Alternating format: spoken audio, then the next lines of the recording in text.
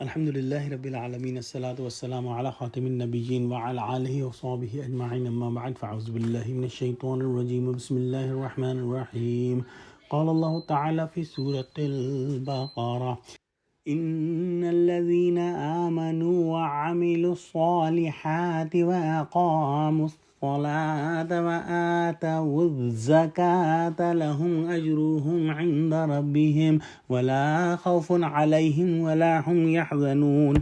جو لوگ ایمان لائے اور نیک عمل کرتے اور نماز پڑھتے اور زکوٰۃ دیتے رہے، ان کو ان کے کاموں کا صلہ خدا کے یہاں ملے گا، اور قیامت کے دن ان کو نہ کچھ خوف ہوگا اور نہ وہ غمناک ہوں گے۔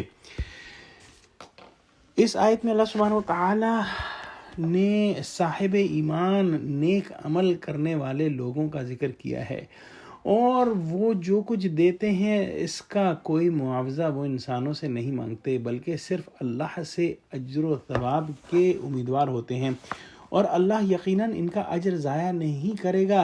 انہیں آخرت میں نہ تو مواخذے کا خوف ہوگا اور نہ ہی اپنی دنیا کے کسی عمل پر جو ہے وہ غم اور حزن ہوگا۔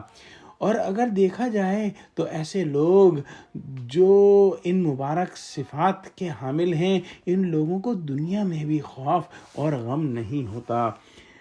اس آیت کے اندر اللہ سبحانہ و تعالی نے 4 صفات بیان کی ہیں جو کہ کامیاب لوگوں کی ہیں، جو کہ دنیا اور آخرت دونوں میں حقیقی امن اور سکون والے ہیں۔ اور یہ 4 خصوصیات ایمان، عمل صالح، اقامت صلاح یعنی نماز کو قائم کرنا، اور ایتاء زکاۃ یعنی زکوٰۃ دیتے رہنا۔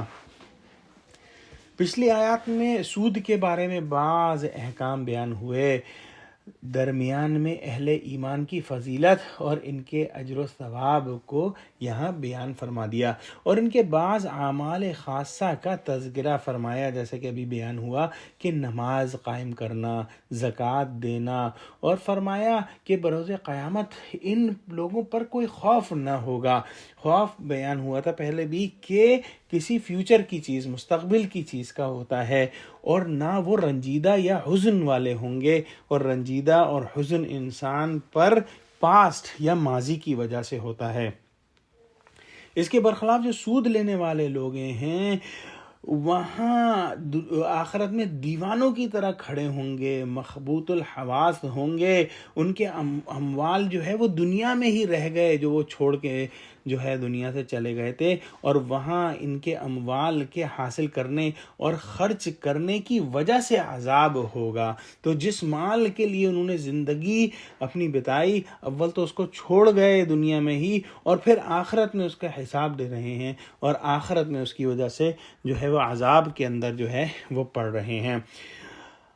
یہ مال جو ہے حرام کاموں سے انہوں نے کمایا تھا، جیسے سود سے کمایا تھا، اور ایسے لوگ جو ہیں وہ اپنا مال اول تو نیک کاموں میں خرچ ہی نہیں کرتے، اور اگر خرچ بھی دیں تو خرچ کر بھی دیں تو آخرت میں ان کا کوئی اجر نہیں ہوتا۔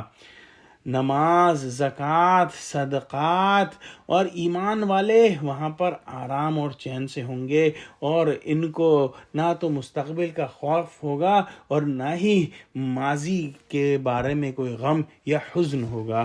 اللہ سے دعا کرتے ہیں کہ اللہ ہم کو ایمان والا بنا، ہمیں نماز پر قائم فرما، ہمیں زکوٰۃ ادا کرنے والا بنا، اور ہم کو جو ہے وہ ایسا صدقہ کرنے والا بنا جو کہ تیرے ہاں قبول ہو، اور ہم کو تمام اعمال صالحہ کرنے والا بنا۔ آمین۔ یا اللہ ہم کو مستقبل کے خوف سے نجات دے دے، اور ہم کو ماضیوں کے حزن سے بچا لے۔ آمین۔ وآخر دعوانا الحمد للہ رب العالمین۔ السلام علیکم ورحمۃ اللہ وبرکاتہ۔